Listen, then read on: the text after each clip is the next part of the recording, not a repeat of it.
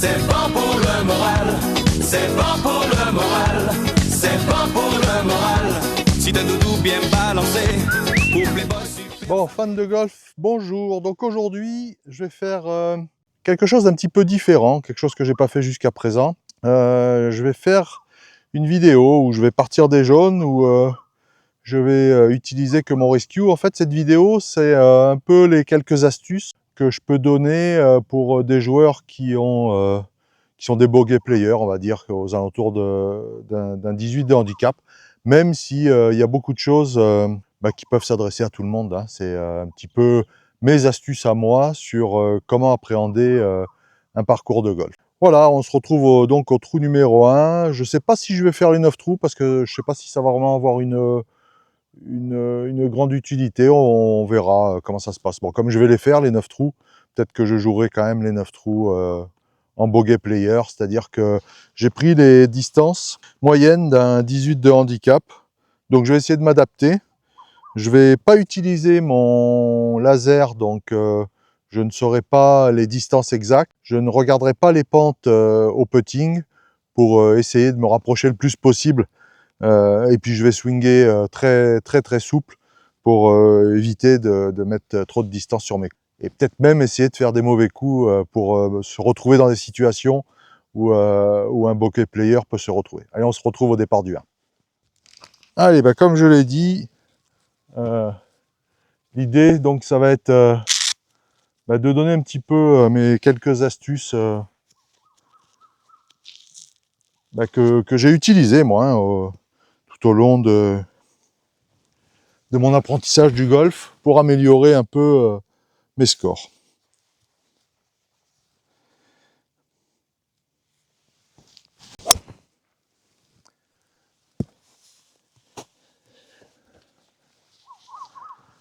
Donc pour commencer, j'ai regardé la distance moyenne d'un 18 de handicap au drive, c'est à peu près 210 mètres. C'est pour ça que j'utilise mon rescue. Je crois que je ne vais même pas faire les 210 mètres au rescue. Mais donc pour arriver à appréhender les distances qui va rester à un bogey player. Allez, on se retrouve pour le deuxième coup. Bon, donc j'ai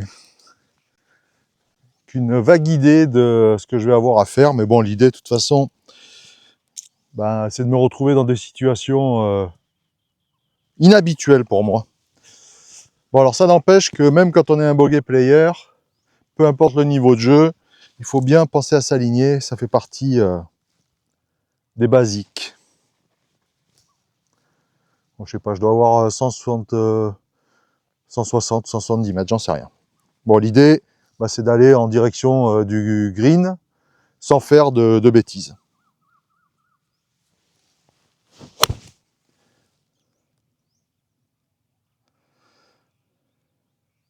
C'est typiquement ce que peut faire un bogey player. J'ai topé mon coup.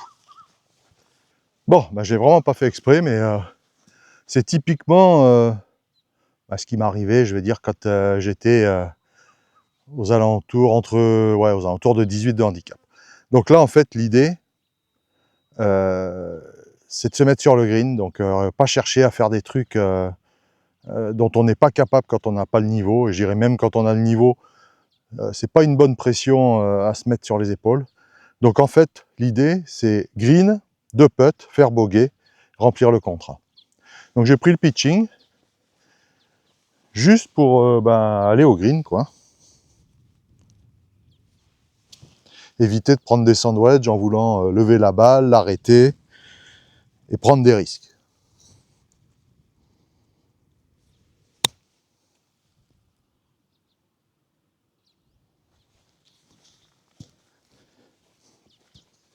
Bon, c'est encore pas un coup extraordinaire, mais ça tombe bien, c'est une bonne chose. Bon, donc, surtout,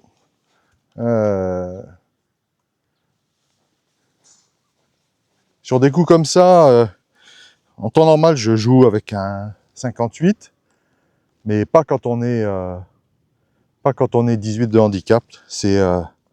L'idée, c'est vraiment là, faire 2 putts, se rapprocher au maximum du drapeau.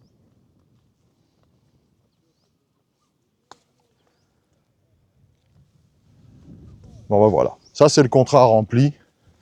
Je veux dire, en loupant un coup, l'approche n'est pas extraordinaire non plus. Et malgré tout, ben, j'arrive à sauver le bogey. Bon, il y a 113 mètres. J'ai pris le fer 8. Essayer de faire un demi-coup.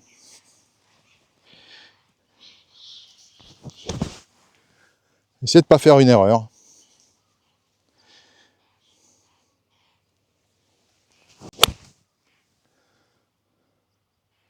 Bon, c'est pas mal. Hein. C'est pas mal. Je me rappelle pas en quelle année j'étais 18 de handicap. Il y a un moment déjà. On se retrouve pour le putt. Bon, bah, c'était un petit fer 8. Hein. Bon, après, peu importe l'important sur cette vidéo, c'est pas que je fasse des coups extraordinaires, c'est que je vous montre quelles peuvent être les astuces. Voilà, si j'arrive à faire 2 putts là, j'ai dit que je regardais pas la ligne, je la regarde. Si j'arrive à faire 2 putts là, c'est un par pour un bogey player, c'est fantastique, c'est un birdie.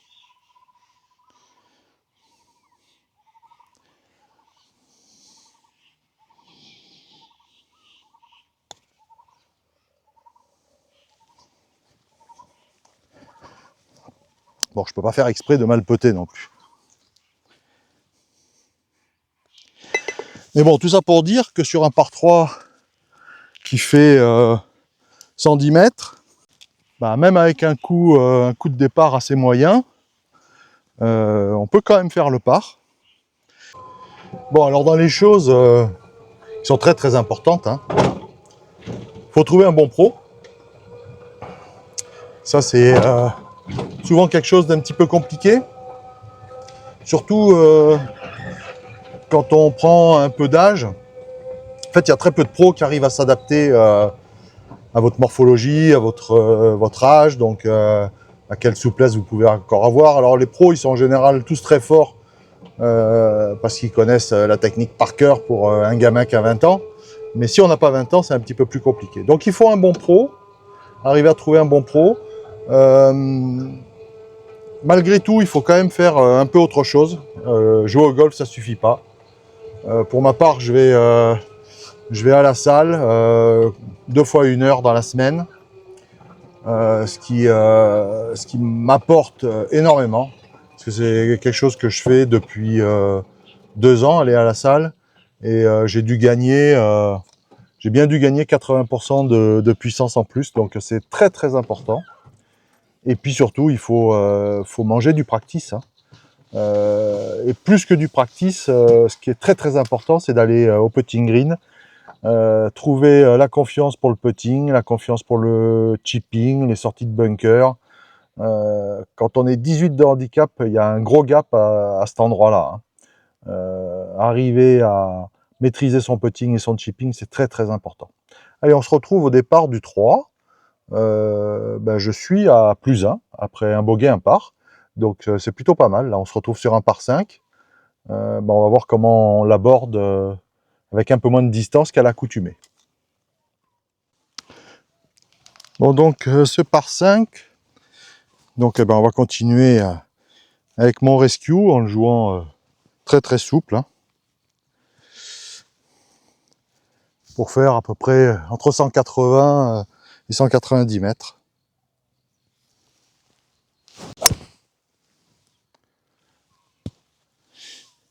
Souple, hein, ça va presque aussi loin que quand on veut mettre de la puissance. Hein. Bon, donc j'ai pris mon fer 6, hein, parce que bien entendu qu'un 18 de handicap ne va pas taper son driver sur le fairway. Donc sur un par 5, quand on est bogey player, c'est au maximum arriver à se mettre en 4 sur le green.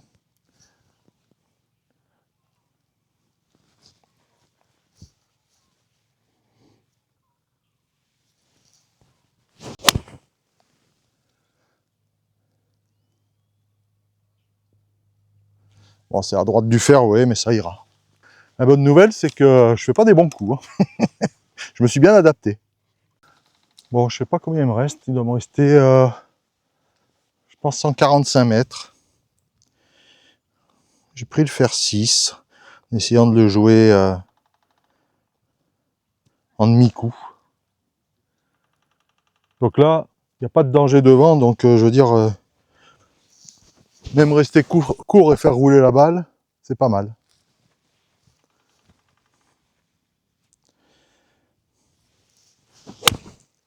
Ah, c'est à droite.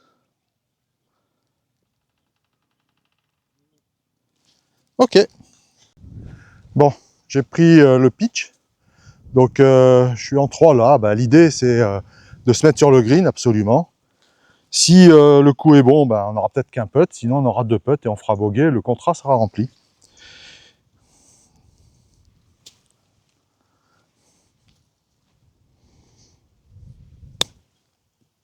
Bon, c'est trop long. Beaucoup trop long.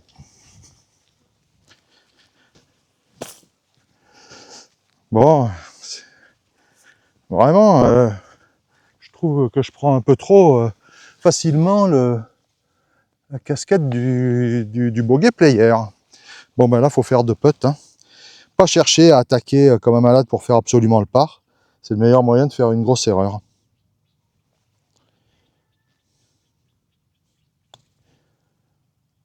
Bon, ça, c'est pas terrible, mais ça va faire le bogey.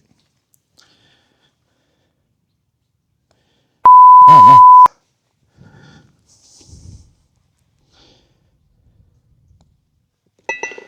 Bon, bah, ça fait un double, hein. C'est ce qui arrive hein, quand on joue trop vite. Bon, j'ai fait exactement ce que je faisais quand j'étais 20 de handicap. C'est-à-dire, ben, pas prendre son temps, faire des putts et faire n'importe quoi. Voilà, on paye cash, hein. Double bogey. Donc, ben, je reviens dans le par de moyenne sur, ces 3 trous. Bon, ça m'énerve. Hein. Je viens de faire exactement ce qu'il ne faut pas faire. Hein. Ça, c'est vraiment un coup lâché. Hein. Bon, ça, c'est le trou le plus difficile. Donc, je pense que quand on est 18 de handicap, ce trou, on ne peut pas le toucher en deux.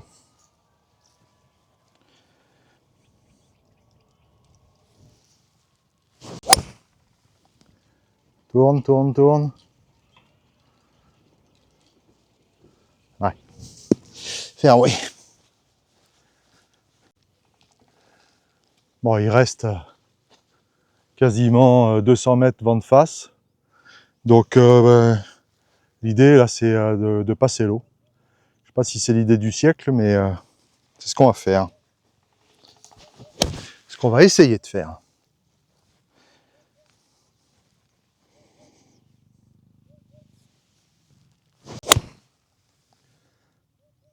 Ouais. Ça passe.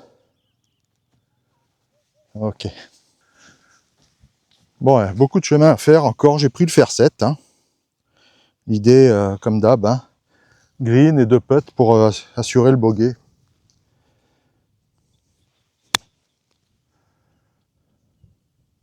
Ouais. C'est ce qu'il fallait faire. Bon, je suis resté court. Hein. C'est 3 plateaux. Il faut faire 2 putts. Hein.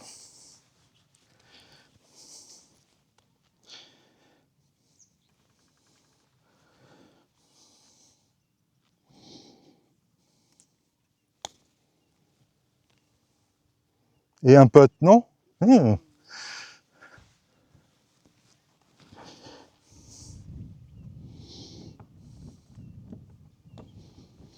Allez, ça fait bogey. Le contrat est rempli.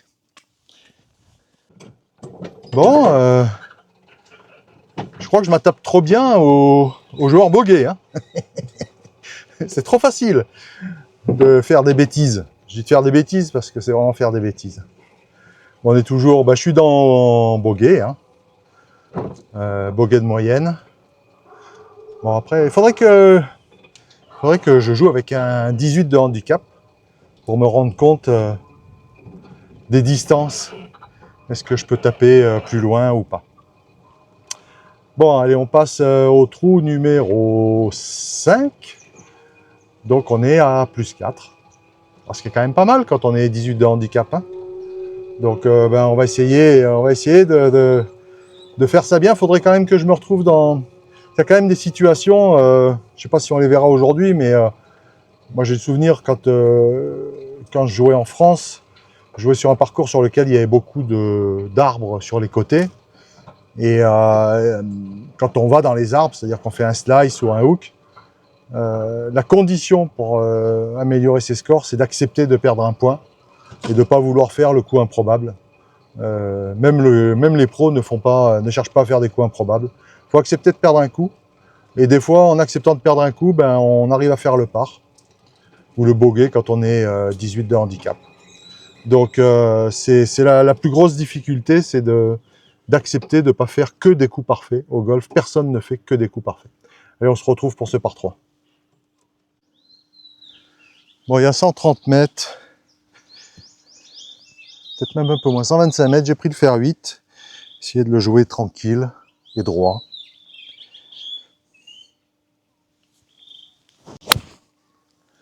Ouais, c'est bien ça. Ouais, c'est bien. C'est une chose de sûre, c'est que quand on est 18, c'est pas sur les par 3 ou pas les par 3 qui sont les plus faciles, il me semble. Mais là, ça en fait 2 que je touche en régulation. Bon, on va essayer de faire le par. 2 putts, c'est l'objectif. Bon, je suis resté court du green. 2 putts, le par, ça serait bien.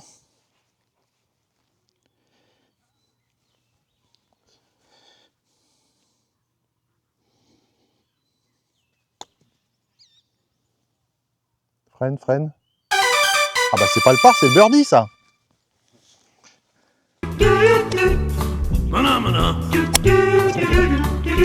On n'a pas entendu, hein.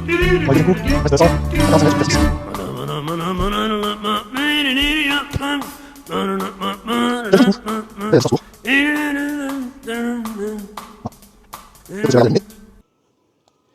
J'ai dit que je ne les regardais pas. Enfin bon, c'est un bon par. Hein. Bon, il va falloir que je me calme. Je veux le jouer en bogey. Et après 6 trous, je suis à plus 3. Donc, bon, il reste 3 trous. Mais le but, c'était pas de performer. Le but, c'était de montrer que c'était possible. Ah, c'est possible puisque là, je viens de le faire, même si je dois bien avouer que ce deuxième coup, bon, j'ai mis un coup normal. Hein, Bon, après, je sais plus combien j'avais, 150 mètres, je crois. Je pense qu'à 150 mètres, quelqu'un qui joue en bogey peut mettre un coup de 150 mètres. Hein. Bon, après, j'ai fait 2 putts. C'est plus aléatoire, c'est le birdie, mais ça arrive. Hein. Y a des jours, on ne sait pas pourquoi, il n'y a pas de raison particulière, et tout fonctionne. J'ai le souvenir d'une fois, ici en Thaïlande, il y a, je crois, 5-6 ans, je devais être 10 d'index, et j'ai attaqué, je crois que sur les 9 premiers trous, j'ai joué -3. Tout rentrait, les approches, les putts, absolument tout. Bon, ça s'est dégradé ensuite, parce que justement, je me suis retrouvé dans des situations un petit peu délicates, et que j'ai pas voulu accepter de perdre un coup, et qu'en n'acceptant pas de perdre un coup, j'en ai perdu 2, voire 3. C'est le problème de ce jeu, quoi. Faut vraiment être en mesure et pouvoir accepter de perdre des coups. Allez, on se retrouve au départ du 7. Bon, mon hybride sur ce par 5, que je pense pas très long pour un 18 de handicap. Je sais pas combien il fait des jaunes. Il va faire à peine plus de 400 mètres. Allez, c'est souple.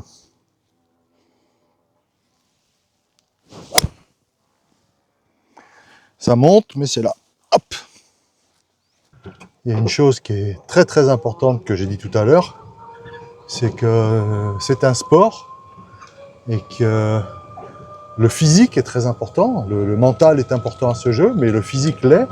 Et faire une activité physique, alors bon, vous me voyez sur les vidéos, hein, je suis pas le type même d'un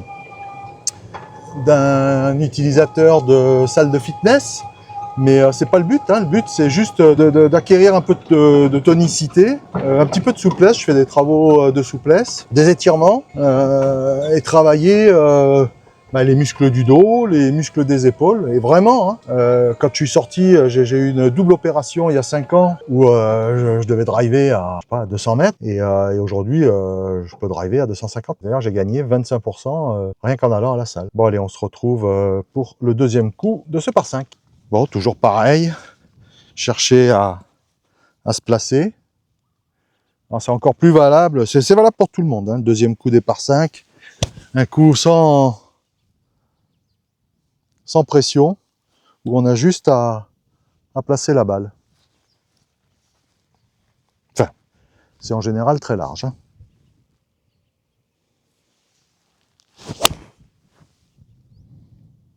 Ouais. Bon, il reste 115 mètres. Je vais essayer de taper un petit 8. Essayer de se mettre sur le green, faire un nouveau par.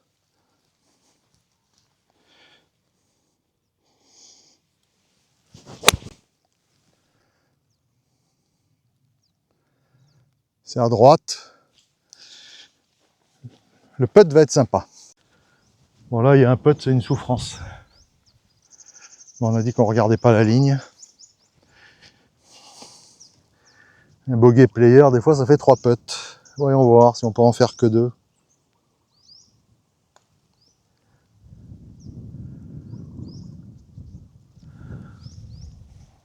Ouais, ça va faire que 2.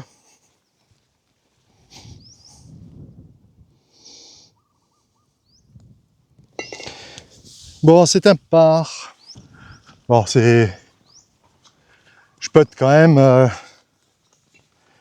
Je putte quand même bien pour un 18, je dois avouer. Bon, toujours à plus 3. Faut apprendre à se contrôler au golf. Et ce que je disais tout à l'heure, à accepter. Faut tout accepter. Surtout accepter de perdre des coups. Éviter de s'énerver, ça c'est très compliqué. Mais ça vaut le coup en règle générale de rester calme.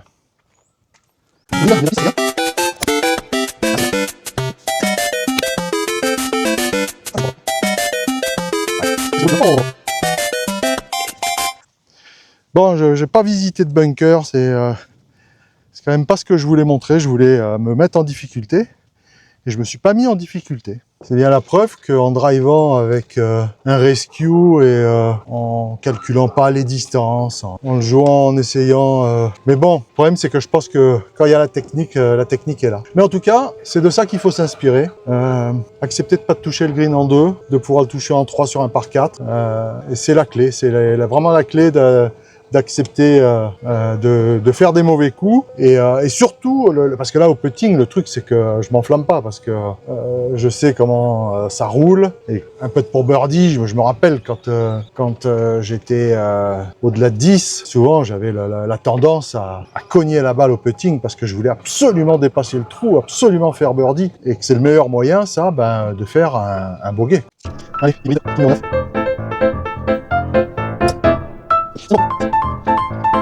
Bon, encore c'est parti. Bon, je vais peut-être que j'ai revenu. Ça m'arrive pas. Bon, je vais essayer légèrement. Allez, ça, on fait plus souvent, c'est bon, ça sera plus tôt. Bon, ça sera bloqué, ça. Ah, c'est bon, ben, merci pour avoir visionné ce jour du bogey, enfin, où j'ai essayé de vous donner quelques astuces et un peu qu'est-ce que j'ai pu faire au travers de ces années pour améliorer mes scores. J'espère qu'il y aura quelques tips qui vous serviront dans votre jeu de tous les jours. J'en referai sûrement un où je compliquerai un petit peu plus les choses, aller un peu dans la forêt, dans les bunkers pour vous montrer que finalement, quand on est positif dans la tête et qu'on ne cherche pas à faire des exploits, on peut faire un score qui tient la route. Donc merci de vos commentaires, merci pour les nouveaux abonnés, merci de liker, vive le golf et faites du sport.